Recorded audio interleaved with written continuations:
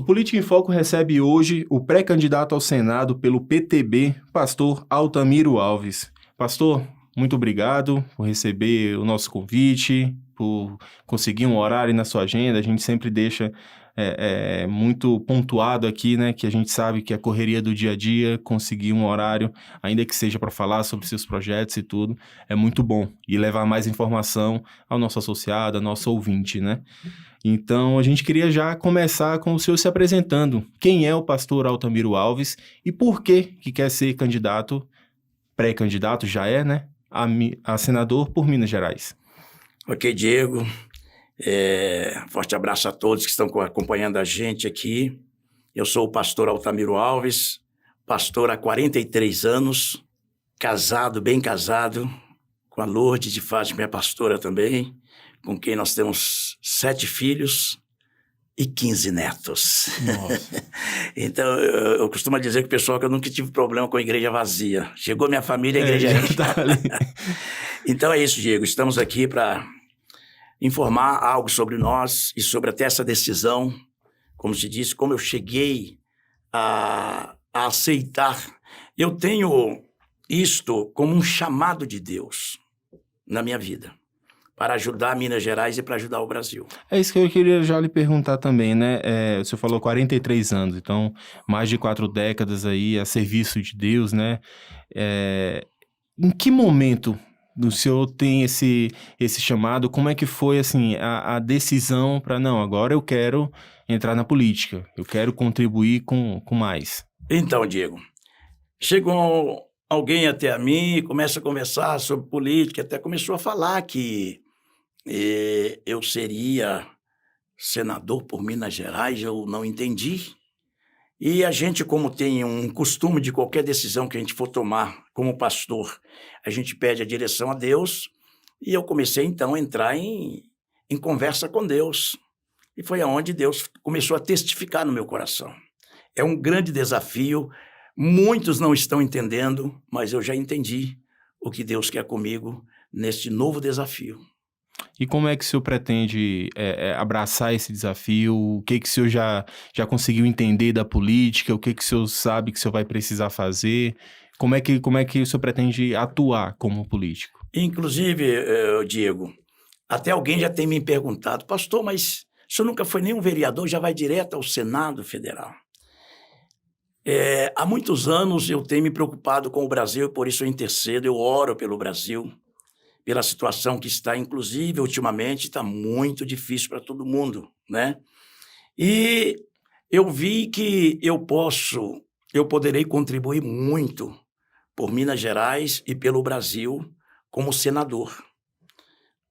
Até porque o senador ele tem um compromisso e uma responsabilidade de aprovar projetos de lei, de fiscalizar algo que estiver em desacordo, tanto na presidência como também no judiciário e assim por diante.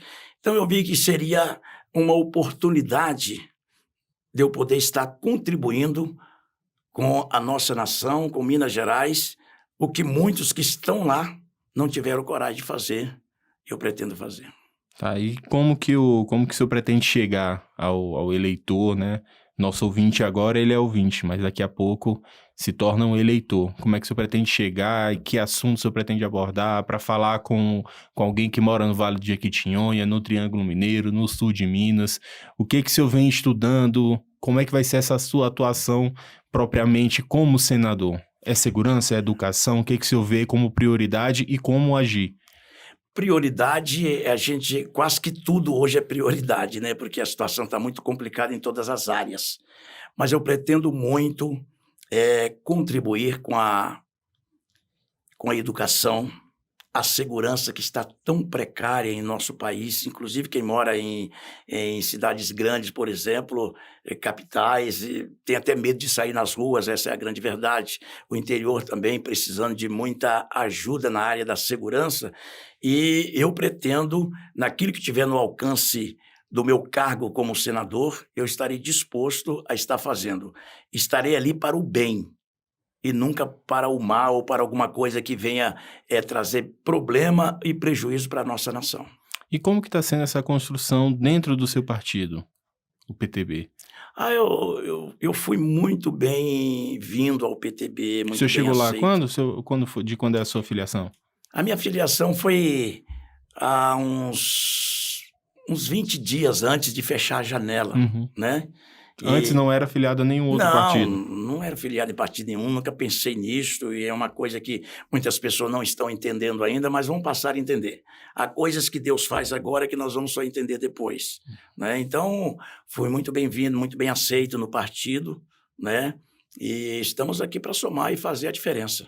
A pergunta é também porque não teve um candidato a senador, né? Então, assim, como a preocupação não seria exatamente uma preocupação, mas como que está sendo, assim, esse diálogo, né? Porque esse momento de pré-candidatura é quando está todo mundo, assim, viabilizando, buscando esse nome. O que o senhor vê dentro, assim, que está mais para perto? Qual que é a avaliação que o senhor faz? Até inclusive, já aproveitando aí um gancho dos atuais senadores, como que o senhor vê o trabalho deles? Imagino que o senhor tenha se debruçado um pouco mais sobre a atuação parlamentar, né, deles. Como é que o senhor avalia tudo isso?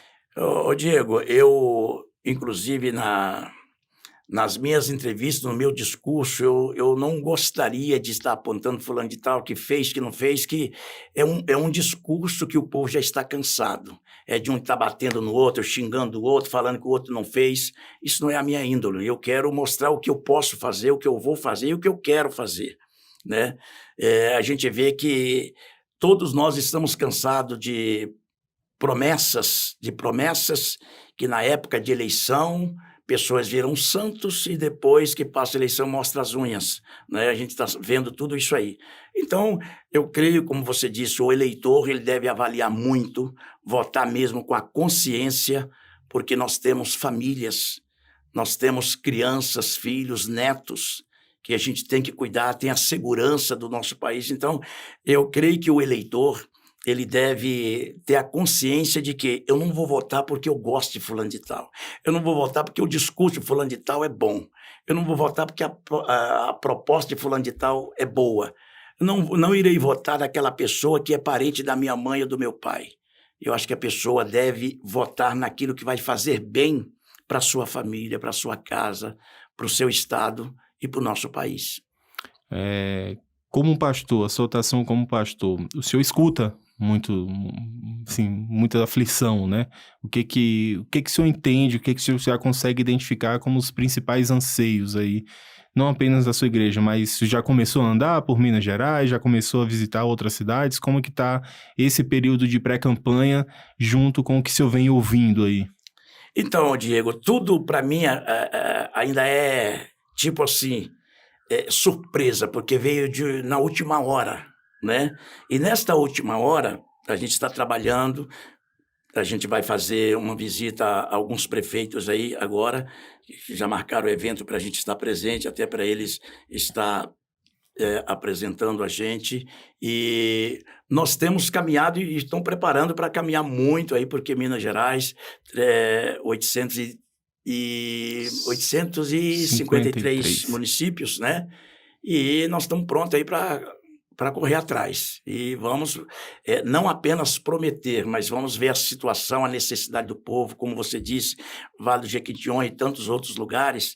Inclusive eu, como tenho trabalhado com pessoas há 43 anos, nós sempre temos feito ação social, socorrendo pessoas nas épocas de enchente, cesta básica para as pessoas que estavam necessitadas, inclusive nesta pandemia atendemos várias famílias necessitadas de cestas básicas, isso nós sempre estamos fazendo.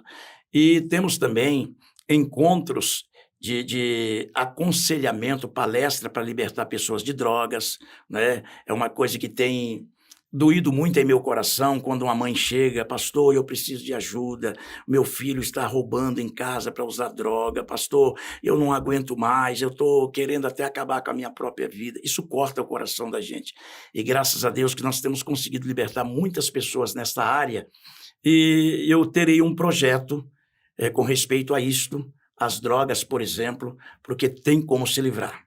Muitas pessoas em situação de rua, Tem como resolver problema de situação de rua. Na verdade, se você chega para uma pessoa que está em situação de rua, a maioria deles não querem sair daquela situação.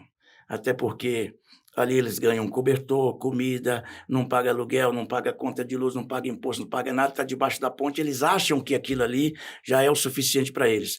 Mas quando se tem um projeto, algo que pode ajudar essas pessoas, aí vai conscientizar ele que ele precisa sair dali e se restabelecer novamente a sua sociedade ou a sua família. Pastor, a gente estava conversando um pouquinho antes de começar a entrevista, né, que religião, política e futebol não se discute, né? Assim, já até combinamos de não falar sobre futebol, mas política e religião a gente precisa.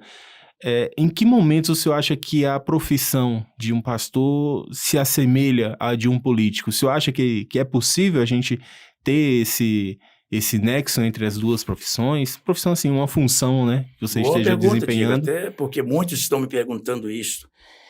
Se nós olharmos para o lado da Bíblia, por exemplo, nós vamos ver a política dentro da Bíblia. Nós vamos ver várias pessoas. Davi, por exemplo, ele confundiu muitas pessoas, aliás, Deus confundiu muitas pessoas através de Davi. Davi, como jovem ainda, estava no pasto, apacentando as ovelhas do seu pai, tirando o carrapicho das ovelhas e tal, e de repente Deus escolhe ele para ser o rei de Israel. Se fosse no Brasil, seria o presidente do Brasil.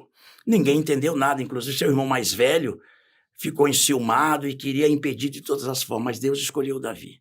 E Deus capacitou Davi. Davi tinha experiência com política? Não. Davi já tinha sido vereador? Não, mas agora ele vai ser rei. Quem escolheu foi Deus. Então Deus escolhe e Deus capacita. Eu vejo a sua pergunta, como se diz, por exemplo, José, filho de Jacó, estava no Egito, preso. Deus tira ele da cadeia, coloca ele como governador do Egito. Ele mudou a história do Egito.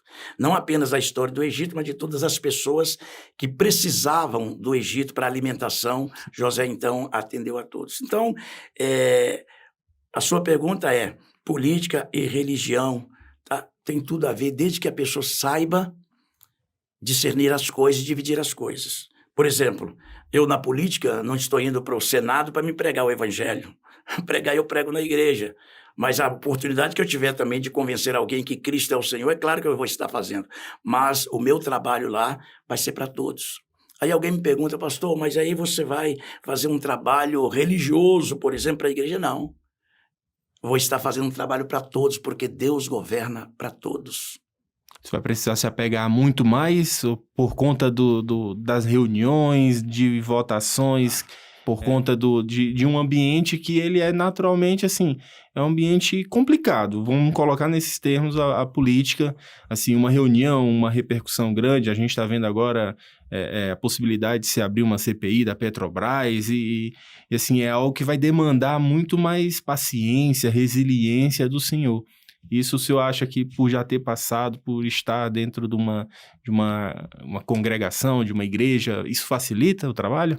Não é que facilita, porque isso depende de cada um. É como muitas pessoas falam: a pessoa vai de pastor para política, ele vai mudar, o caráter da pessoa se muda.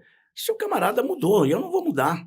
Meu caráter vai ser o mesmo, meu caráter cristão, minha integridade será a mesma, porém fazendo um bom trabalho. Até porque nesses 43 anos de vida pública no evangelho, eu aprendi muita coisa e sei como fazer o bem e repreender o mal. Então, isso não me assusta, isso não vai mudar nada no meu caráter cristão. Alguém já me perguntou, me fez essa pergunta: pastor, mas o senhor está acostumado a pregar a palavra de Deus, o senhor vai viver no meio de pessoas que são pessoas erradas, que vão querer te influenciar para isso e para isso e para aquilo. Estou preparado para isso. Com certeza ninguém vai me influenciar nada, porque ninguém vai me comprar, porque eu já sou comprado pelo sangue de Jesus. Pastor, lhe agradeço, a gente está caminhando aqui já para o final da entrevista. Mais uma vez, lhe agradecer aí por utilizar esse espaço, levar mais informação para os nossos associados, para os nossos ouvintes. E agora o senhor tem aí um espaço para fazer suas considerações finais, para conversar com o eleitor de todo Minas Gerais. Ok, Diego, desde já eu agradeço você, agradeço a todos nossos queridos telespectadores ou espectadores, e quero agradecer a todos vocês que estão neste nesse desejo no coração de estar do meu lado, me apoiando também. Tenho certeza que ninguém será decepcionado por me apoiar. E uma coisa que eu quero dizer a todos vocês: estarei firme no propósito de defender a família, firme no propósito de defender a segurança do nosso país e o melhor, como o Diego estava falando sobre a CPI da Petrobras. E eu já gostaria de estar presente lá também, né? Porque eu sei que nos meios políticos existem muitas pessoas boas, mas tem muitos ruins, tem muitos ratos que precisam sair. Então, eu estou preparado para isto e como pastor, mas principalmente agora, como senador, eu irei fazer o que for melhor para o ser humano, independente de quem seja. É ser humano, é imagem e semelhança de Deus. Muito obrigado, Deus abençoe a todos vocês, estaremos juntos, não vai decepcionar. Pastor, muito obrigado, boa sorte aí na caminhada. Muito obrigado, Diego, e a todos vocês.